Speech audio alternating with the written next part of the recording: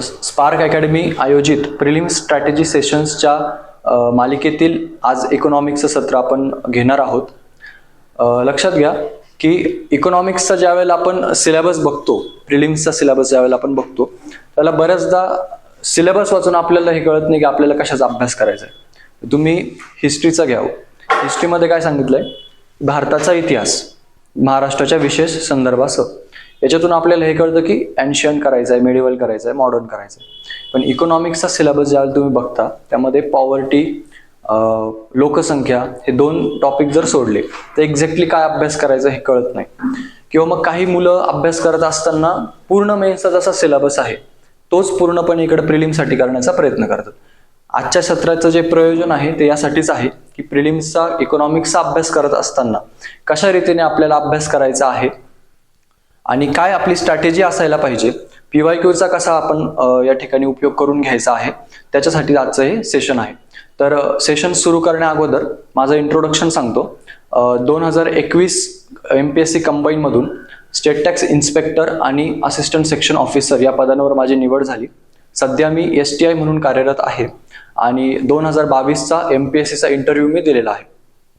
तर आपण सेशनला सुरुवात करूया. सर्वप्रथम सिलेबसने आपण सुरुवात करूया. हा आपला इकॉनॉमिक्सचा सिलेबस, राईट. जसं मी तुम्हाला म्हणालो की बघा, दारिद्र्य, पॉवर्टी आणि इथे लोकशाही झालेलं आहे, लोकसंख्या.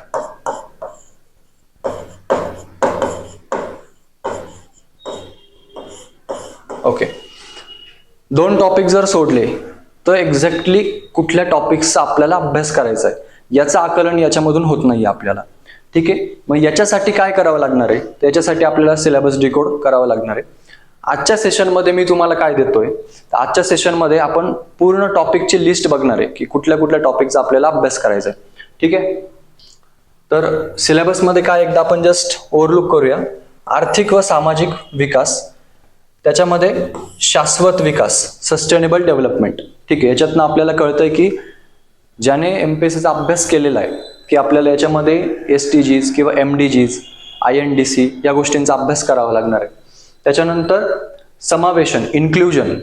तर आता इन्क्लुजन मध्ये कशाचा अभ्यास करायचा आहे? ठीक आहे, इथे स्पेसिफिकली म्हटलेलं नाहीये, इथं म्हटलेलं नाही स्पेसिफिकली, परंतु इकडे काय म्हटलंय? आर्थिक व सामाजिक विकास. म्हणजे इन्क्लुजन मध्ये आपल्याला, समावेशनामध्ये आपल्याला आर्थिक समावेशन आणि सामाजिक समावेशन या गोष्टींचा अभ्यास करायचा आहे. मग आर्थिक समावेशन याचा अर्थ काय होतो, सामाजिक समावेशन याचा अर्थ काय होतो हे आपण बघूया. सामाजिक क्षेत्रातील उपक्रम आणि ठीक आहे, म्हणजे एवढा सिलेबस आहे. याच्यामध्ये आपल्याला कशा कशाचा अभ्यास करायचा आहे ते आपण डिटेलमध्ये बघूयात आता.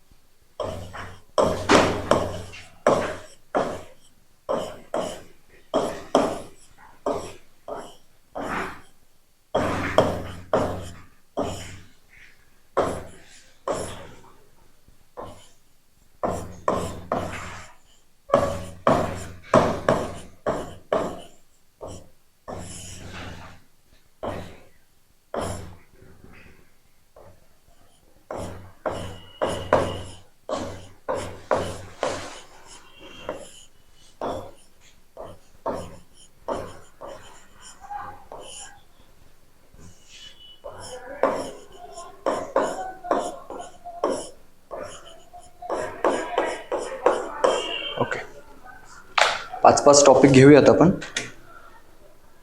आता ज्यांनी इकॉनॉमिक्सचा अभ्यास केलाय, दारिद्र्य हा टॉपिक सगळ्यांना माहिती आहे. ठीक आहे, दारिद्र्यामध्ये आपल्याला काय काय करायचंय? दारिद्र्य चॅप्टरमध्ये वेगवेगळ्या समित्या सांगितलेल्या आहेत. ठीक आहे, कुठल्या कुठल्या समित्यात? अलग समिती असेल, त्याच्यानंतर तेंडुलकर समिती असेल, लकडावाला समिती असेल, रंगराजन समिती. प्रत्येक समिती तिने कुठल्या वर्षीचं दारिद्र्याची आकडेवारी आपल्याला सांगितलेली आहे ते आपण बघणार, आणि त्याच्यानंतर त्यांच्या पॉवर्टी बास्केटमध्ये काय होतं. ठीक आहे, समित्या झाल्या. त्याच्यानंतर दारिद्र्य प्रमाण,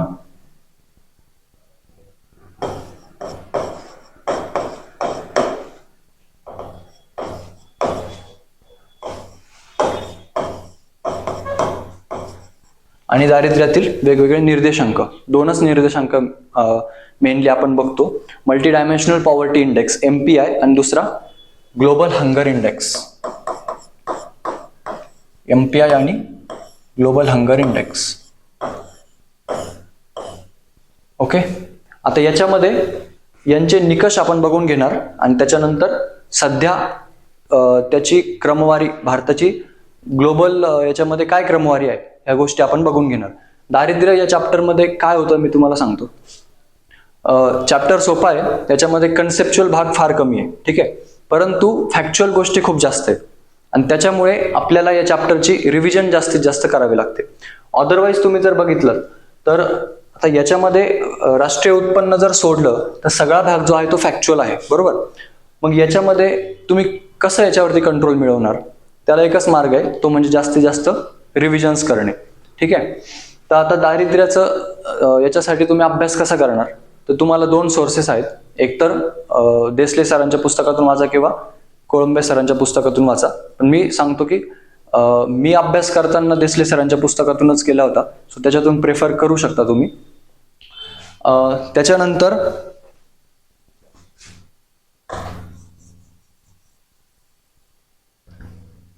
नेक्स्ट आहे बेरोजगारी.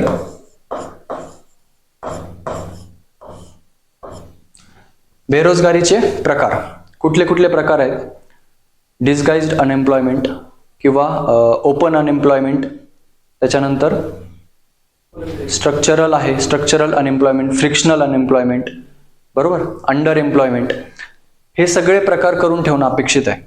ठीक आहे, आता परीक्षेमध्ये याच्यावर कशा पद्धतीने प्रश्न येतो ते मी सांगतो. डायरेक्टली आपल्याला एम्प्लॉयमेंट आणि किंवा डायरेक्टली सिच्युएशन देणार आणि अनएम्प्लॉयमेंटचा टाईप विचारला असं काही होणार नाहीये.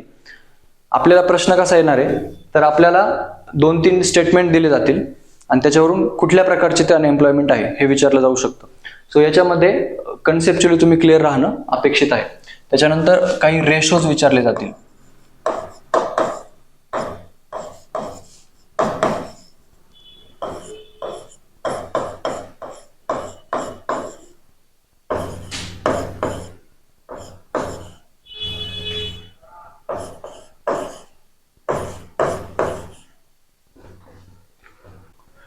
बेरोजगारी करताना सगळ्यात महत्त्वाचं म्हणजे बेरोजगारीचे प्रकार अभ्यासा, व्यवस्थित अभ्यासा, आणि दुसरा महत्त्वाची गोष्ट म्हणजे हे रेशो व्यवस्थित अभ्यासा.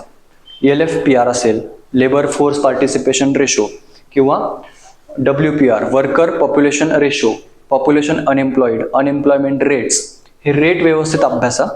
तुम्ही जर PYQ काढून बघितले याच्यावरती प्रश्न आलेले, असंही होऊ शकतं की तुम्हाला असं वाटेल की प्रिलिम्सला याच्यावरती फारसे प्रश्न विचारलेले नाहीये, परंतु MPSC करताना एक गोष्ट आपण लक्षात घेतली पाहिजे की सगळे मुलं जे करतायत ना ते आपल्याला करावंच लागणार आहे. कारण त्याच्यावरती जर प्रश्न आला तर सगळ्यांना जमणार आहे, आपल्याला जमणार नाही. ठीक आहे, त्यामुळे कदाचित असं वाटेल तुम्ही प्रश्न बघाल की यार याच्यावरती प्रश्नच नाही आलाय, पण तरी तुम्हाला ते करायचंय. ठीक आहे, याच्यामध्ये काय नाही, फक्त एक याचा डेफिनेशन म्हणा किंवा फॉर्म्युला म्हणा तो तुम्हाला करून ठेवायचा आहे. LFPRचा काय फॉर्म्युला आहे, WPRचा काय, पॉप्युलेशन अनएम्प्लॉईड आणि अनएम्प्लॉयमेंट रेट याच्यामध्ये काय फरक आहे. ठीक आहे, हे डिटेलमध्ये व्यवस्थित बघून घ्या. याच्यापेक्षा जास्त बेरोजगारीवरती अभ्यासाची गरज नाहीये. Okay, it is enough, more than enough. आता याच्यापेक्षा जास्त जर तुम्हाला करायचं असेल तर काय करणार, PYQs बघा आणि दुसरी गोष्ट म्हणजे टेस्ट सिरीज मधले प्रश्न सोडवा.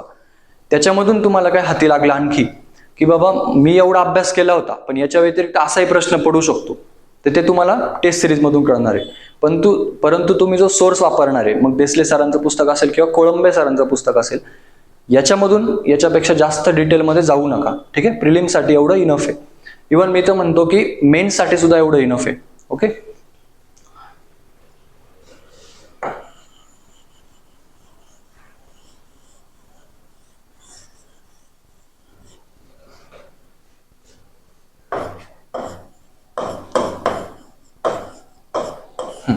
आणखी एक याच्यातला मुद्दा राहतो तो म्हणजे योजना. रोजगार हमी योजना असेल, महाराष्ट्राची रोजगार हमी योजना किंवा MG NREGA scheme. MG NREGA scheme मी तुम्हाला ऑलरेडी सगळ्या स्कीम तुम्ही कुठल्या कुठल्या अभ्यासायला पाहिजे ते सांगणार आहे, तिथं पण ती येईलच. पण आताही सांगतो की MG नरेगा स्कीम डिटेलमध्ये वाचून घ्या आणि बेरोजगारीच्या संदर्भात ज्या कुठल्या योजना असतील त्या व्यवस्थित करा. योजना कशातून करायच्या हे पण मी सांगतो, ते पुढे येईलच. शाश्वत विकास, याच्यात जसं मी सांगितलं तुम्हाला की SDGs करायचे आहेत आपल्याला.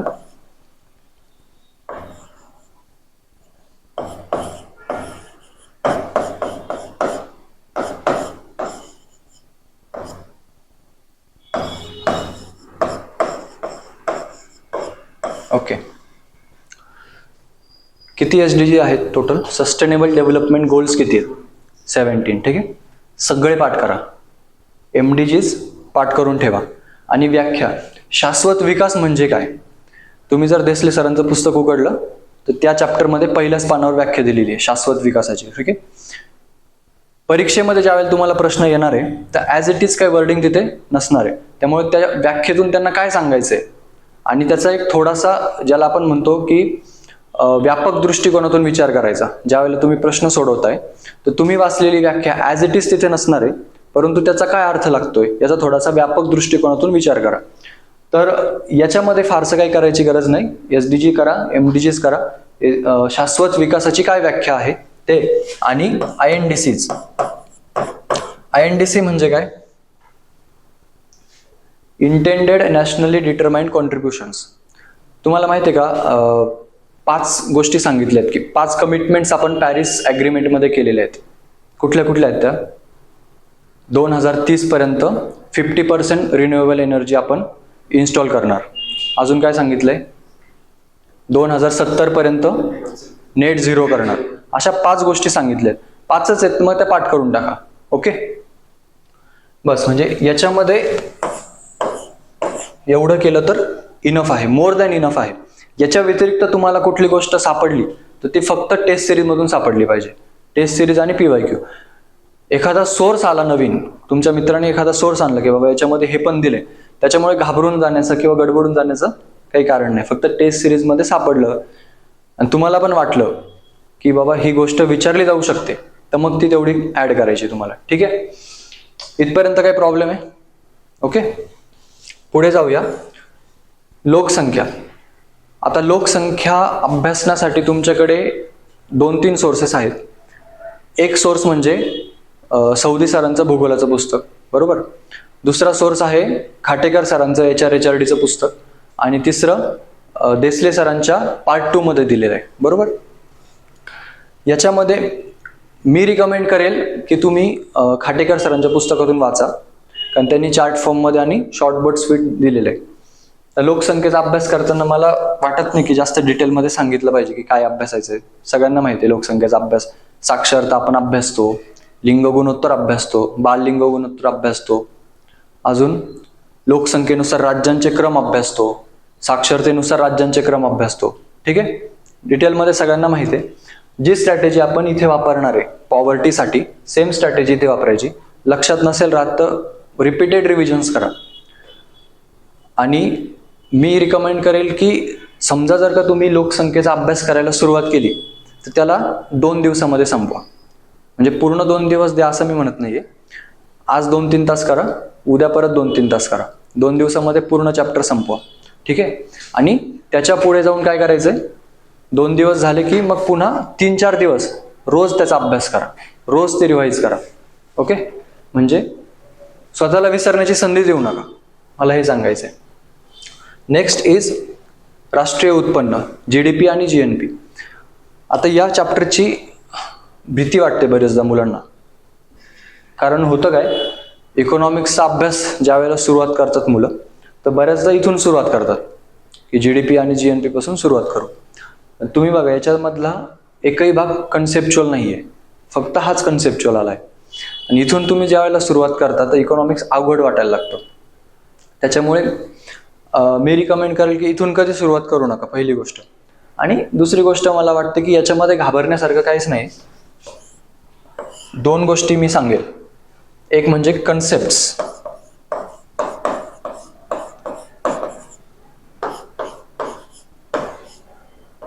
ओके. कन्सेप्ट आणि PYQ. कुठल्या कुठल्या कन्सेप्ट आहे याच्यामध्ये? डोमेस्टिक प्रोडक्ट आणि नॅशनल प्रोडक्ट. मला सांगा, एवढा फरक ज्याला कळला त्याला संपूर्ण चॅप्टर कळलं की नाही कळलं? बस आपण उगाचच ही गोष्ट खूप जास्त हाईप करून ठेवली आहे की अवघड चॅप्टर आहे किंवा मोठा चॅप्टर आहे. फक्त तुम्हाला एवढा फरक कळला पाहिजे की डोमेस्टिक प्रोडक्ट काय आणि नॅशनल प्रोडक्ट काय. ग्रॉस आणि नेट हा तर कोणालाही समजणार असा फरक आहे. तर मग तुम्ही पहिली गोष्ट करा की कन्सेप्ट क्लिअर करून ठेवा. पुस्तकामध्ये उदाहरण देऊन समजवलंय त्यामुळे समजायला पण एवढं काही अवघड नाहीये. कन्सेप्ट क्लिअर झाला की पुढची स्टेप आहे PYQs. आता याच्यामध्ये आणखी एक मुद्दा कव्हर होणार आहे, लक्षात घ्या की पुस्तकातली भाषा आणि प्रश्नपत्रिकेतील प्रश्नांची भाषा ही बऱ्याचदा वेगळी असते. अनेकदा काय होतं की आपल्याला कन्सेप्ट समजली आहे, पण प्रश्न ज्यावेळेला आपण सोडवायला घेतो तर आपल्याला कुठलं स्टेटमेंट बरोबर आहे कुठलं चुकीचं आहे हे नाही जज करता येत. याच्यासाठी काय करणार तुम्ही? याच्यासाठी एकच उपाय की जास्तीत जास्त प्रश्न सोडवा. पहिली गोष्ट तर कन्सेप्च्युअली क्लिअर व्हा, कन्फ्युजन नाही झालं पाहिजे कुठल्याही परिस्थितीमध्ये. आणि दुसरा मार्ग याच्यामध्ये हाच आहे की जास्तीत जास्त प्रश्न सोडवा. प्रश्न सोडवत असताना फक्त प्रीचे बघा असं नाहीये, तर मेन्सचे पण प्रश्न बघा. कारण मेन्सच्या प्रश्नांची जी लँग्वेज असते विश्लेषणात्मक त्यांनी विचारलेलं असतं. मग याच्यातून तुम्हाला प्रश्नांची लँग्वेज समजायला सुरुवात होईल आणि तुम्ही जे वाचलंय आणि प्रश्नामध्ये जे विचारलंय हे तुम्हाला रिलेट करायला जमायला लागेल. ओके, जायचं पुढे? इथपर्यंत काही प्रॉब्लेम नाही ना? पुढे जाऊया मग आपण.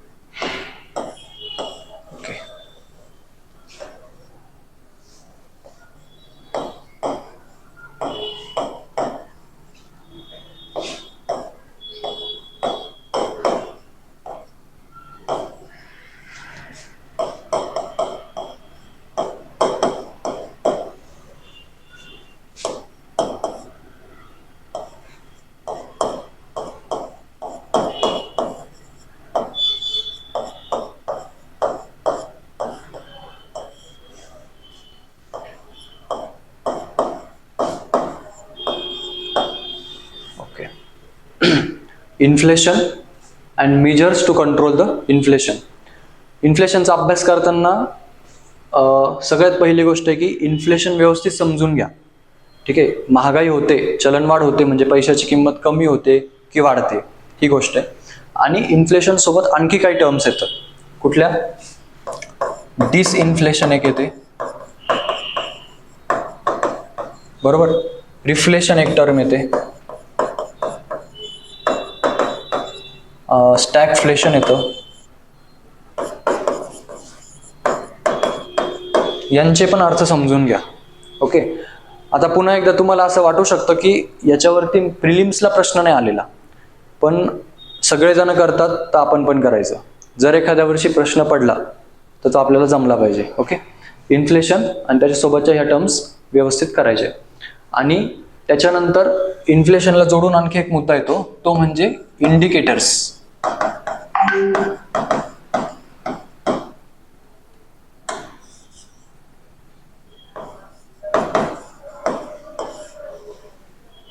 इन्फ्लेशनचे इंडिकेटर्स कुठले? CPI, consumer price index, WPI आहे, एक हाऊसिंग प्राइस इंडेक्स सुद्धा आपण बघतो. ते व्यवस्थित बघून घ्या.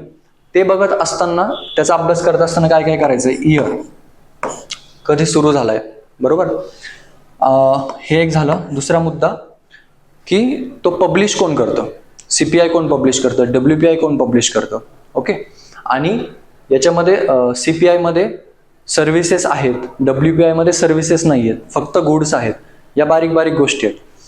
वाटताना असं वाटेल की एवढं डिटेल गरजेचं आहे का, पण लक्षात घ्या प्रश्न फॉर्म झाला तर कुठे होणार आहे? इथेच होणार आहे. एकतर तुम्हाला इयर विचारलं जाईल, पब्लिश कोण करतं ते विचारलं जाईल, किंवा मग एखादं स्टेटमेंट देतील त्याच्यामध्ये असं म्हणतील की WPI मध्ये वस्तू आणि सेवा दोघांचाही समावेश होतो.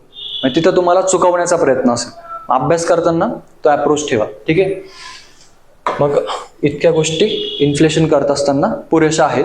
आणि अगेन मी सांगेल, एवढ्या तुम्ही गोष्टी एकदा केल्या ना की पुन्हा डिटेलमध्ये जात बसण्याचा अट्टास करू नका. पुढची स्टेप घ्या की PYQ सोडवायला घ्या. कारण आफ्टर ऑल याच्यावरती प्रश्न कसे येणार आहेत, कन्सेप्च्युअल येणार आहेत. आणि फॅक्च्युअल जे येणार आहे ते आपण कव्हर करतोच आहे ना, इंडिकेटर्स वगैरे ते करतोच आहे. मग कन्सेप्च्युअल प्रश्न बघा, त्याच्यातून तुम्हाला समजेल की तुम्हाला कन्सेप्ट किती कळाली आहे. ठीक आहे. आणि तुमच्या अंडरस्टँडिंगमध्ये कुठे कमतरता राहिली आहे का ते पण तुम्हाला प्रश्न सोडवल्यानंतरच कळेल. सो प्रश्न सोडवा जास्तीत जास्त. आणि प्रश्न सोडवल्यानंतर पुन्हा पुस्तकात जायला लाजू नका किंवा स्वतःला अपराधी भावना ठेवू नका स्वतःच्या मनात. मी तर अभ्यास केलाय तरी मला काय आलं नाही. पुन्हा जा पुस्तकात, पुन्हा वाचा. ठीक आहे. आणि measures to control the inflation, याचं काय करा, फक्त मी सांगेल की याचा अभ्यास ज्या वेळेला तुम्ही RBIचा अभ्यास कराल ना त्याच वेळेला करा. कारण RBIच्या चॅप्टरमध्ये व्यवस्थित दिलंय measures to control the inflation, monetary measures, fiscal measures. एकत्रच अभ्यास करा. अभ्यास करताना हे नेहमी लक्षात ठेवा की ज्या गोष्टी ओव्हरलॅपिंग आहेत त्यांचा एकदाच अभ्यास करा. ओके. त्याच्यानंतर पुढचा जो मुद्दा आहे तो म्हणजे मौद्रिक धोरण. आता मॉनिटरी पॉलिसी म्हणजे काय आणि त्याच्यासोबतच जोडून येणारा मुद्दा कुठला, वित्तीय धोरण.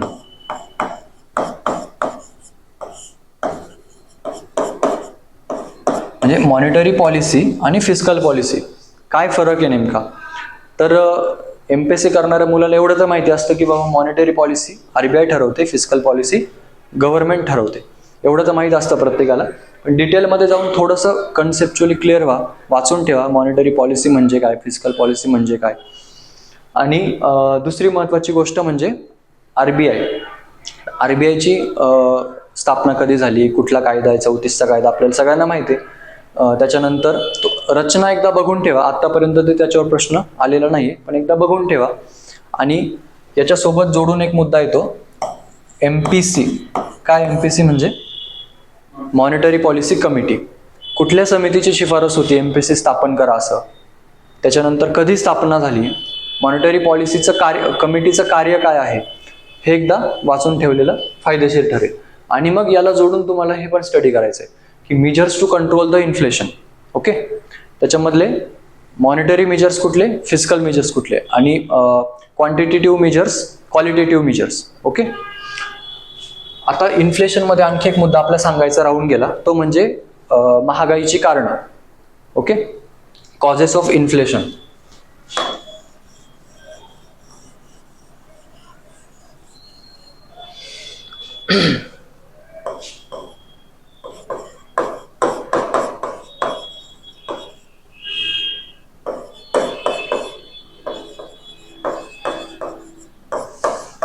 हे तुम्ही वाचलं असेल बघा, cost push inflation, demand pull inflation. आणि दुसरं एक आहे, तुम्ही जर राज्यसेवा मेन्सचा सिलेबस उघडला तर तुम्हाला दिसेल की मॉनिटरी कॉजेस आणि नॉन मॉनिटरी कॉजेस. ठीक आहे. त्या दृष्टीने पण एकदा बघून ठेवा की कुठले कॉजेस हे मॉनिटरी आहेत, कुठले नॉन मॉनिटरी आहेत, कॉस्ट पुशचे कुठले आहेत आणि डिमांड पुलचे कुठले आहेत. असा जर का प्रश्न आला की हे महागाईचं कारण हे कुठल्या प्रकारचं आहे, कॉस्ट पुश आहे की डिमांड पुल आहे, किंवा असा पण प्रश्न येऊन गेलाय की खालीलपैकी कोणते कॉस्ट पुश आहेत आणि 3-4 ची लिस्ट दिलेली आहे, ABCD लिस्ट दिली आहे, त्यापैकी कुठले कॉस्ट पुश आहेत किंवा कुठले डिमांड पुल आहेत हे ओळखता आलं पाहिजे. ओके. एवढं केलं तर मला वाटतं की इन्फ्लेशन इज इनफ. कुठल्याही प्रत्येक टॉपिकचा एवढा अभ्यास करायचा जेवढं मी बोलतोय साधारण, आणि त्याच्या पुढे जाऊन प्रश्न सोडवायला घ्यायचे, PYQs बघायला घ्यायचे.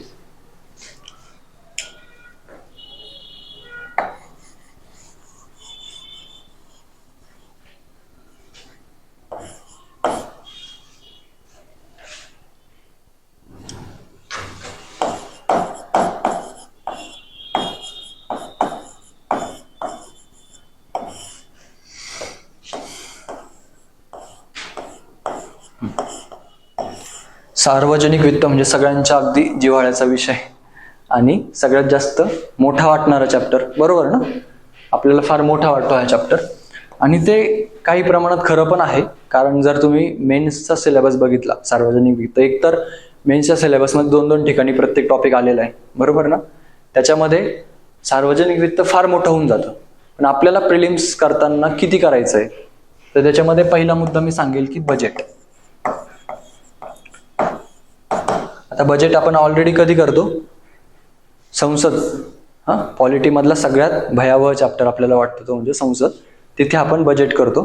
तर इथे आपल्याला थोडासा वेगळ्या अनुषंगाने फक्त फॅक्च्युअल अप्रोच येते. काय, भारतातलं पहिलं बजेट कधी मांडलं, कोणी मांडलं, स्वातंत्र्योत्तर भारताचं पहिलं बजेट कोणी मांडलं, प्रजासत्ताक भारताचं पहिलं बजेट कोणी मांडलं, सगळ्यात जास्त वेळा बजेट कोणी मांडलं, ब्लॅक बजेट काय, लोकल बजेट काय आहे, बजेटचे तुम्हाला माहिती आहे की टाईप्स आहेत, zero based budgeting, outcome, performance. त्यातलं झिरो बेस्ड बजेटिंग आणि त्याचा पीटर पिहर हा आयोगाचा खूप फेवरेट आहे, त्याच्यावर बऱ्याचदा प्रश्न आलेले आहेत. तर या गोष्टी फक्त बजेट करत असताना बघून ठेवा. दुसरा मुद्दा मी सांगेल मिनिस्ट्री. आता मिनिस्ट्री, फायनान्स मिनिस्ट्री आणि त्याचे 6 डिपार्टमेंट्स आहेत. कुठले 6 आहेत ते बघून ठेवा आणि बजेट कुठलं डिपार्टमेंट बनवतं ते एक बघून ठेवा. त्याच्यानंतर सार्वजनिक वित्तामध्ये funds, consolidated fund of India काय, कॉन्टिंजन्सी फंड काय आहे.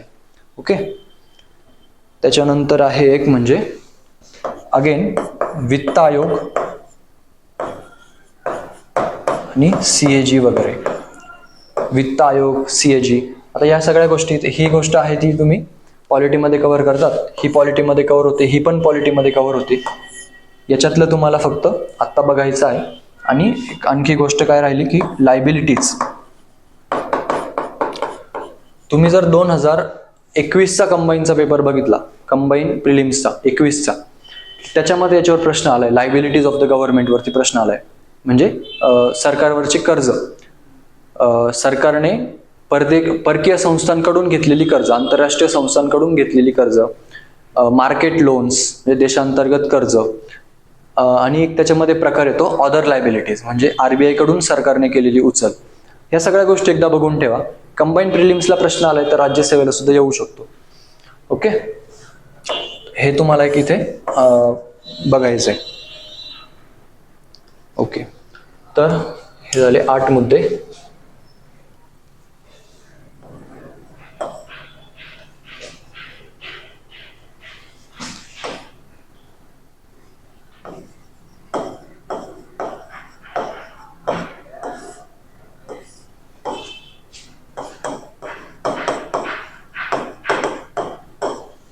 कर रचना.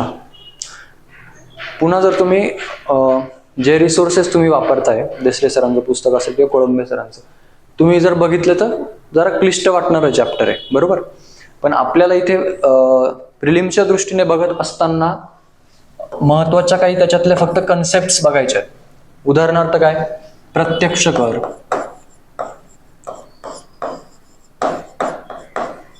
ओके, प्रत्यक्ष कर आणि अप्रत्यक्ष कर, टॅक्स इम्पॅक्ट आणि टॅक्स इन्सिडन्स याचा काय फरक आहे, त्याच्यानुसारच हा डिफरन्स क्रिएट झालेला आहे.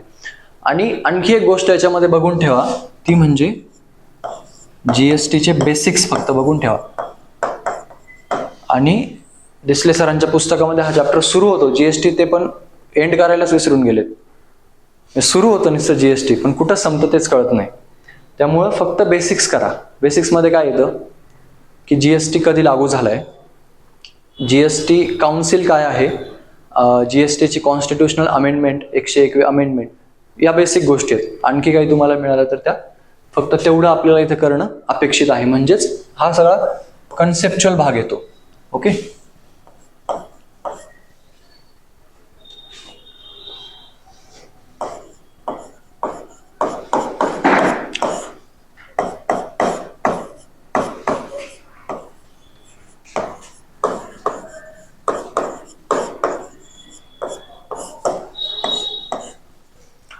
उद्योग आणि पायाभूत सुविधा. तसं म्हटलं तर हे मेन्सचे टॉपिक आहेत. आपल्याला इथे काय काय करायचं ते सांगतो फक्त. उद्योगांमध्ये आपल्याला MSME, मायक्रो, स्मॉल आणि मीडियम यांचं क्लासिफिकेशन केलेलं आहे. ते कुठल्या बेसिसवर केलं जातं तर त्या उद्योगांची इन्व्हेस्टमेंट आणि त्याची उलाढाल म्हणजे टर्नओव्हर, तर त्याचे जे निकष आहेत ते सातत्याने बदलत असतात आणि आयोग त्याच्यावरती प्रश्न विचारत असतं. तर हे एक व्यवस्थित करा. त्याच्यानंतर पब्लिक सेक्टर अंडरटेकिंग्स PSUs, किती महारत्न कंपनीज आहेत, किती मिनीरत्न कंपनीज आहेत, नवरत्न किती आहेत हे एक बेसिकली करून ठेवा. त्याच्यानंतर GDP मधील वाटा, उद्योग क्षेत्राचा GDP मध्ये वाटा किती आहे, एम्प्लॉयमेंट जनरेशन रोजगार निर्मितीमध्ये उद्योग क्षेत्राचा वाटा किती आहे, 26.5% GDPतला वाटा आहे. रोजगार निर्मितीमध्ये नियर अबाउट 24%. ही आकडेवारी करून ठेवा. पायाभूत सुविधांमध्ये मला वाटत नाही तुम्ही जास्त काही करण्याची गरज आहे, त्यामुळं म्हणजे हा ऑप्शनलला ठेवा, ही बाब ऑप्शनलला ठेवा. फक्त महत्वाचे कुठले राष्ट्रीय महामार्ग वगैरे आहेत किंवा आता रिसेंटमध्ये समृद्धी महामार्गाची एकूण लांबी किंवा त्याची रुंदी पण विचारली गेलेली आहे, किती लेनचा आहे, किती वेळ प्रवासाला लागतो, या बेसिक गोष्टी जर तुम्ही करून ठेवल्या तर चालतील. याच्यामध्ये आणखी एक गोष्ट आहे ती म्हणजे योजना. स्टँडअप इंडिया, स्टार्टअप इंडिया अशा काही योजना आहेत, तर योजनांवरती प्रश्न विचारले जाऊ शकतात. ओके, तर हे ऑप्शनला राहू द्या. पायाभूत सुविधा तुम्ही नाही केलं तरी चालणार आहे.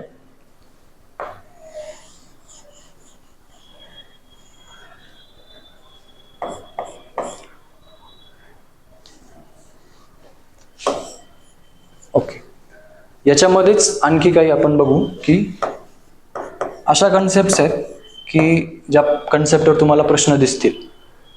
ACZ असतील किंवा अजून कुठले EPZ आहेत, एक्सपोर्ट ओरिएंटेड युनिट्स, असे 4-5 आहेत. तर यांचे फुल फॉर्म्स करून ठेवा आणि इयर कधी सुरू झाला, ACZचा कायदा कधी आलाय, पहिलं ACZ कधी स्थापन झालंय आणि यांचे फुल फॉर्म आणि त्यांचं इयर एवढं करून ठेवा. आणि त्याच्यानंतर परकीय व्यापारामधला एक मुद्दा येतो, तो म्हणजे काय,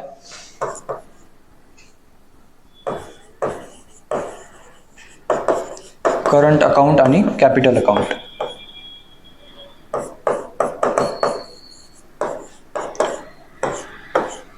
मेन्सचा मुद्दा आहे खरं म्हणजे हा, परंतु मी म्हणेल की बेसिक फक्त बघून ठेवा की करंट अकाउंट मध्ये कुठल्या गोष्टी आहेत आणि कॅपिटल अकाउंट मध्ये कुठल्या गोष्टी आहेत. ठीक आहे. त्याच्यानंतर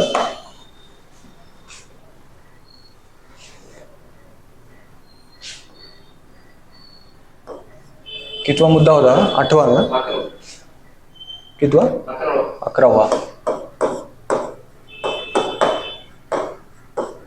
ओके,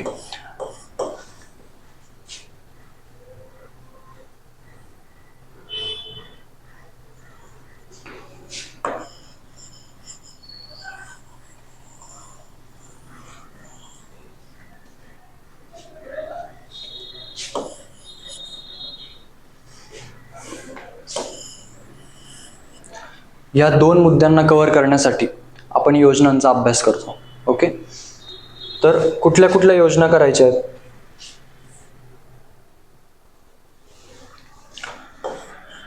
पूर्ण लिस्ट काय मी आता देणार नाही तुम्हाला, पण टेंटेटिव्ह मी तुम्हाला सांगू शकतो आणि त्याच्यावरून तुम्ही पण ठरवू शकतात की ही योजना करायची की नाही करायची.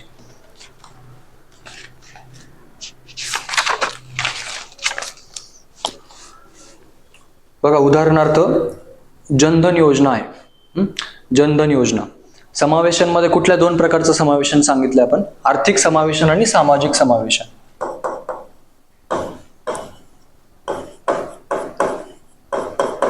ओके, तर जनधन योजना म्हणजे आर्थिक समावेशनाची योजना आहे किंवा प्रायोरिटी सेक्टर लेंडिंग सारखी योजना असेल, लीड बँक स्कीम असेल LBS, तर या योजना तुम्हाला करायच्या आर्थिक समावेशन म्हणून. या योजना करत असताना कुठल्याही ज्या योजना आता मी सांगतोय त्या करत असताना त्याच्या सगळ्यात महत्वाची गोष्ट म्हणजे ती कधी सुरू झाली, इयर. ओके, आणि दुसरी गोष्ट म्हणजे काय की ती योजना कशा संदर्भात आहे हे 1 ते 2 वाक्यामध्ये तुम्ही फक्त नोट्समध्ये लिहून ठेवणं अपेक्षित आहे, याच्यापेक्षा जास्त डिटेल नाही. त्याच्यानंतर आरोग्याच्या संदर्भामध्ये ज्या जननी शिशु सुरक्षा योजना, जननी शिशु सुरक्षा कार्यक्रम, त्याच्यानंतर प्रधानमंत्री आयुष्यमान भारत योजना, या योजना. आता या योजना आपण प्रिलिमसाठी का करणं अपेक्षित आहे, कारण ते सगळं सामाजिक समावेशन आहे. सामाजिक समावेशन, समाजातले काही घटक ज्यांना आपण वंचित घटक म्हणतो, तर समाजातल्या वंचित घटकांना मुख्य प्रवाहात आणण्यासाठीच्या सगळ्या योजना म्हणजेच सामाजिक समावेशनाच्या योजना. ती योजना वंचित घटकांना आर्थिक लाभ देणारी योजना असू शकते.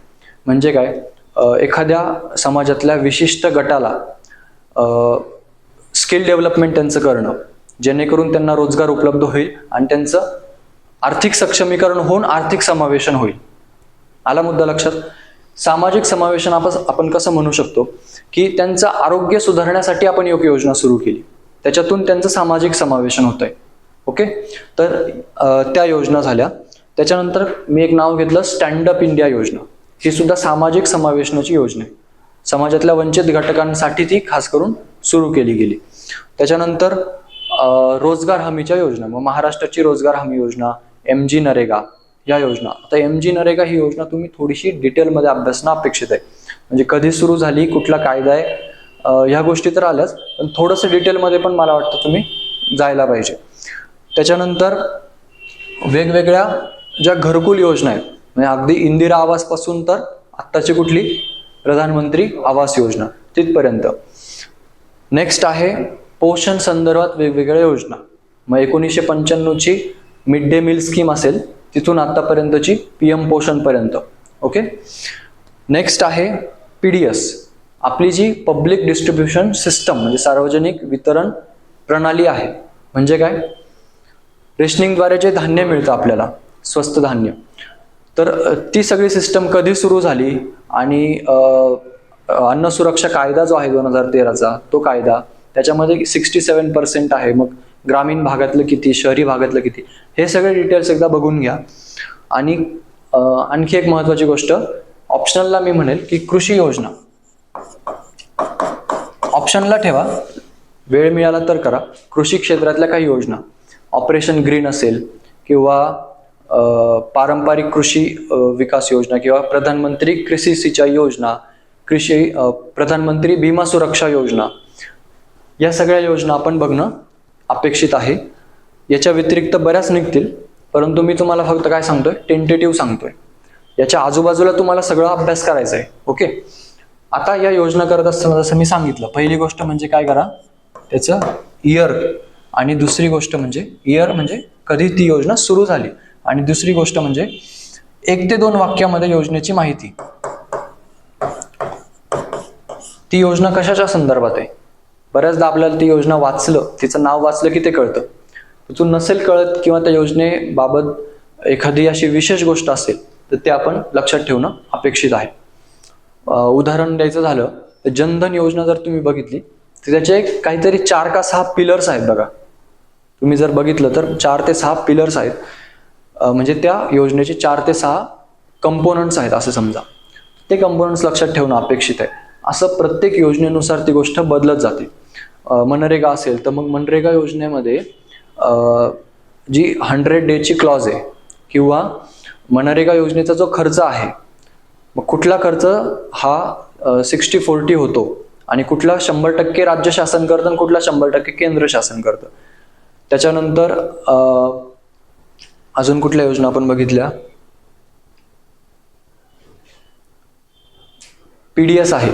आपला जो अन्न सुरक्षा कायदा आहे 2013चा, 67% आपली जी पॉप्युलेशन आहे त्यांची अन्न सुरक्षा आपण त्याच्यामध्ये खात्री दिलेली आहे. मग 75% ग्रामीण आहे आणि 50% शहरी आहे. अशा फॅक्ट प्रत्येक योजनेनुसार ती गोष्ट बदलणार आहे. मग ह्या सेकंड पॉईंटमध्ये मला हे म्हणायचं आहे की ह्या गोष्टी तुम्ही लक्षात ठेवा. ओके, आता आणखी एक तुम्हाला तुमचा अभ्यास सोपी करणारी गोष्ट सांगतो. ह्या सगळ्या गोष्टी तुम्ही प्रत्येक योजना शोधत बसण्याची गरज नाहीये. या तुम्हाला रेडीमेड भेटणार आहेत. कुठं भेटणार आहेत? 5 इयर प्लॅन मध्ये भेटणार आहेत. ओके, मी देसले सरांच्या पुस्तकातून 5 इयर प्लॅनचा अभ्यास केला होता. तुम्ही कोळंबे सरांचं पुस्तक किंवा देसले सरांचं कुठल्याही याच्यातून वाचू शकता. परंतु 5 इयर प्लॅन्स हे तुमचे तोंडपाठ पाहिजेत, सगळे ऑलमोस्ट तोंडपाठ पाहिजेत. ठीक आहे, आता मी म्हणत नाही 100% तोंडपाठ करा, परंतु ॲटलिस्ट 80% जो डेटा आहे त्याच्यातला तो लक्षात ठेवण्यासारखा आहे. जी 11वी आणि 12वी योजना आहे ना, त्याच्यातलं मी म्हणणार नाही की सगळं तुम्ही करा, कारण त्या खूप डिटेलमध्ये दिलेल्या आहेत. परंतु तत्पूर्वीच्या ज्या आहेत तर ऑलमोस्ट 80% डेटा तुम्हाला लक्षात ठेवावाच लागणार आहे. आणि त्याच्यासाठी माझी स्ट्रॅटेजी सांगतो मी काय करत होतो. 1-2 वेळेला ज्या वेळेला माझा 5 इयर प्लॅनचा अभ्यास करून झाला तर मी 90 मिनिट्सचं गेम खेळायचो. गेम 7 मिनिट एक योजना, समोर स्टॉपवॉच लावायचं, 7 मिनिटात एक योजना वाचून संपवायची. म्हणजे ऑलरेडी तुम्ही 2 वेळेचा अभ्यास करून झालाय, अंडरलाईन मारून झाले, सगळं हायलाईट करून झाले, काय वाचायचं हे तुम्हाला परफेक्टली माहिती आहे. 7 मिनिटात एक योजना आवरायची. 12×7 = 84, 6 मिनिटं एक्स्ट्रा आहेत. 1.5 तासामध्ये पूर्ण पंचवार्षिक योजनांचा अभ्यास.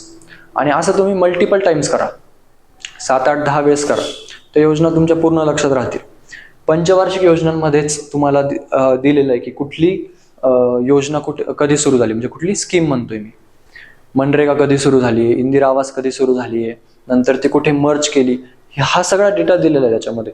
त्यामुळे एकदा तुम्ही पंचवार्षिक योजना व्यवस्थित केल्या की तुमचं बरंचसं काम नंतरचं कमी होत आहे. ओके, तर पंचवार्षिक योजना आणि त्याच्या अगोदर जो नियोजनाचा पार्श्वभूमी दिली सगळी, नियोजन भारतात कसं सुरू झालं ते पण एकदा वाचून घ्या.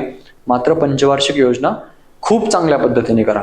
तुम्हाला असं वाटू शकतं प्रश्नांची संख्या कमी आहे, त्याच्या तुलनेमध्ये मेहनत जास्त आहे, पण लक्षात घ्या ह्या बाकीच्या ज्या गोष्टी तुम्हाला मिळणार आहेत, योजनांचा अभ्यास तुमचा तिथं होणार आहे.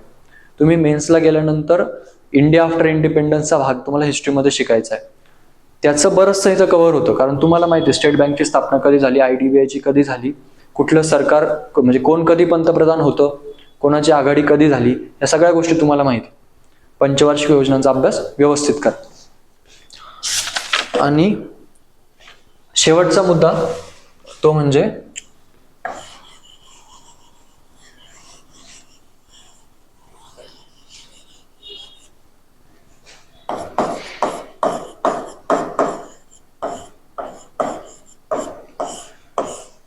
वेगवेगळ्या समित्या. या समित्या ज्या वेळेला आपण अभ्यास करतो प्रत्येक ठिकाणी येत असतात.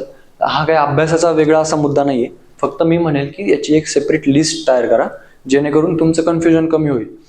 आता उदाहरण द्यायचं झालं समजा तर डिजिटल रुपया संदर्भातली सुभाष गर्ग समिती आहे, बरोबर. MRTP कायदा आहे. कधीचा MRTP? 1969चा. तो कायदा कोणाच्या शिफारसीने आला? सुबिमल दत्त समिती. कर सुधारणाच्या अनेक समित्या आपण बघतो, ठीक आहे. या सगळ्या समित्यांची एक लिस्ट बनवा आणि ती लिस्ट पुन्हा पुन्हा करा की त्या तुमच्या सगळ्या पाठ झाल्या पाहिजेत.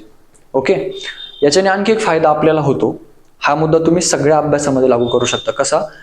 की ज्या वेळेला ह्या समित्या आपल्याला परफेक्ट पाठ असतात आणि आपण रिव्हिजनला ज्या वेळेला एखादा सब्जेक्ट घेतो, समजा तुम्हाला हे माहिती आहे की डिजिटल रुपयाची समिती कुठली आहे, सुबिमल दत्त समिती, MRTP कायदा, हे तुम्हाला माहिती आहे. ज्या वेळेला तुम्ही तो टॉपिक अभ्यासता आणि तुम्ही बघितल्या तुम्हाला ती गोष्ट आठवते तर आपला कॉन्फिडन्स बूस्ट होतो. म्हणजे तुम्ही टॉपिकचं नाव वाचलं की तुम्हाला आठवतं की बाबा हा MRTP कायदा म्हणजे सुबिमल दत्त समिती. तुम्हाला नाही आठवलं तर तुमचा कॉन्फिडन्स कमी होतो की माझ्या फॅक्ट्स लक्षात नाही राहते.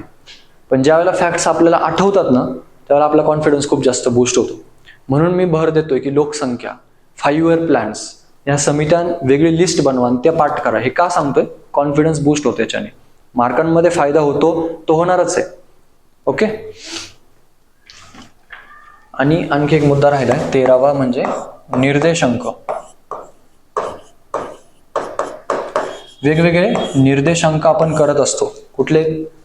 Human development index, gender development index आहे, त्याच्यानंतर जेंडर एम्पॉवरमेंट मेजर्स JEM आहे, त्याच्यानंतर हॅपीनेस इंडेक्स वगैरे असतील, किंवा चाइल्ड मॉर्टॅलिटी रेट असेल, मॅटर्नल मॉर्टॅलिटी रेट असेल, हे सगळे रेट आपण अभ्यासतो. तर हा सुद्धा एक प्रकारे जसं मी समित्यांचं सांगितलं एकदा लिस्ट बनवा. तर हे निर्देशांक सुद्धा वेगवेगळ्या ठिकाणी तुम्हाला बघायला मिळतात. तर हे सगळे सुद्धा एका ठिकाणी आणायचे. हे तुम्हाला करंट अफेअर्समध्ये सुद्धा भेटतात. त्यामुळे एकदाच त्याच्या नोट्स बनवा आणि ते निर्देशांक संपवा. त्याचे निकष बघा. समजा HDI घेतला तर HDIचे निकष काय आहेत, त्याला वेटेज सुद्धा असतं, माहिती आहे तुम्हाला. वेटेज करा आणि सध्याचं रँकिंग बघा. भारताचं रँकिंग कुठलं आहे, मागच्या 2 वर्षाचं पण चेक करून घ्या. ठीक आहे, एवढं केलं तर मला वाटतं it is more than enough. या व्यतिरिक्त मला एक गोष्ट तुम्हाला सांगायची की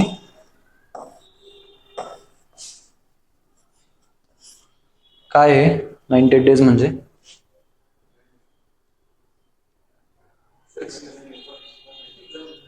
सिग्निफिकन्स काय याचं की 99व्या दिवशी तुमची परीक्षा आहे.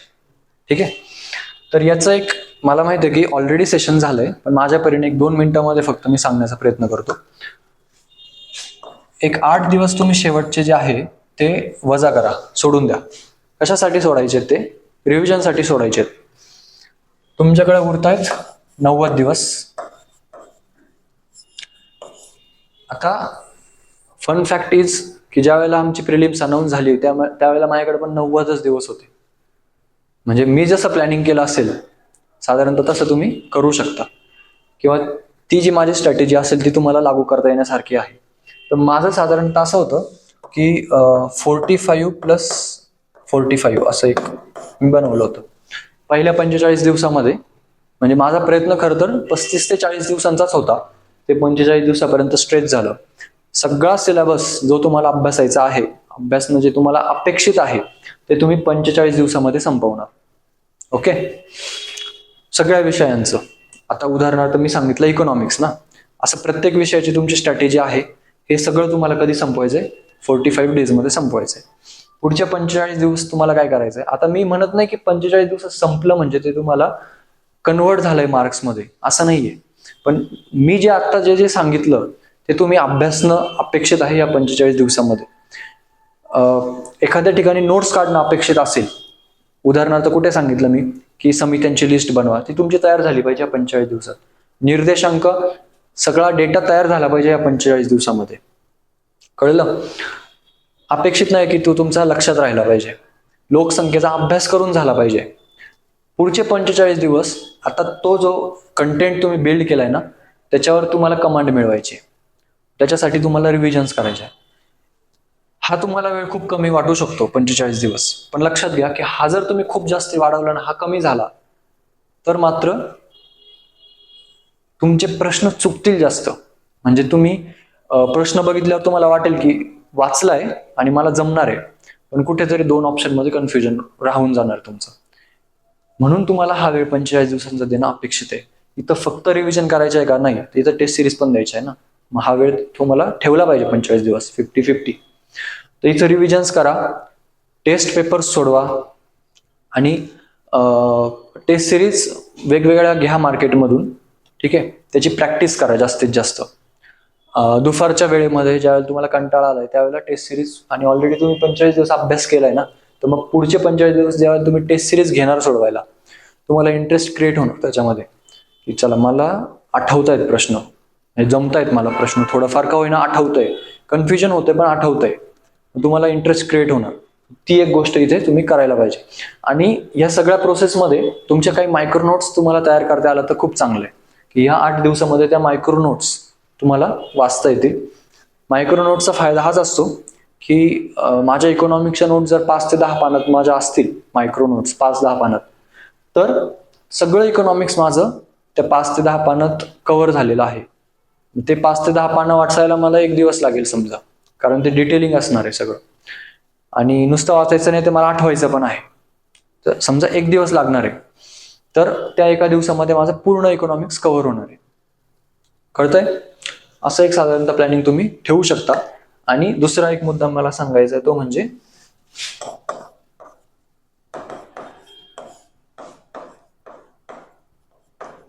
डेली रुटीनचा किंवा प्लॅनिंगचा. आता हे प्रत्येकाचं वेगळं असतं, मला माहिती आहे. मी तुम्हाला हे नाही सांगणार की 6 वाजता उठा, 6:30 पर्यंत आवरा, 7ला लायब्ररीत जा, 9ला नाश्त्याला जा, असं नाही सांगत आहे मी तुम्हाला. एक साधारणतः सगळ्यांचा प्रश्न असतो की एका दिवसात किती सब्जेक्ट घेऊ, 1 घेऊ का 2 घेऊ, सीसॅट रोज 1 तास करू का, करंट अफेअर रोज 15 मिनिटं करू का, अर्धा तास करू का, असं काय करायचं, प्रत्येकाचा प्रश्न असतो. तर मग मी सांगेल की दिवसाचे तुम्ही 3 भाग करा साधारणतः. एक असतो तुमचा मेन सब्जेक्ट.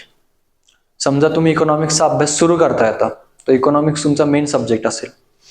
पॉलिटीचा तुमचा अभ्यास करून झाला एकदा, तुम्हाला रिव्हिजन करायची, तुम्हाला बऱ्यापैकी त्याच्यावरती होल्ड आलाय आता, की मग तुम्ही सेकंडरी सब्जेक्ट म्हणून पॉलिटी घेणार. मग तुम्ही समजा तर तुमच्या इकॉनॉमिक्सला 5 ते 6 तास जर दिले तर तुम्ही पॉलिटीला 3 तास देऊ शकता. कळतंय? इथं सफिशियंट वेळ का द्यायचा आपल्याला? कारण आपल्याला तेवढा वेळ मिळाला पाहिजे त्या सब्जेक्टमध्ये एंगेज होण्यासाठी, आपला माइंडसेट तयार होण्यासाठी. ठीक आहे, म्हणून हा 5 ते 6 तासांचा वेळ आहे.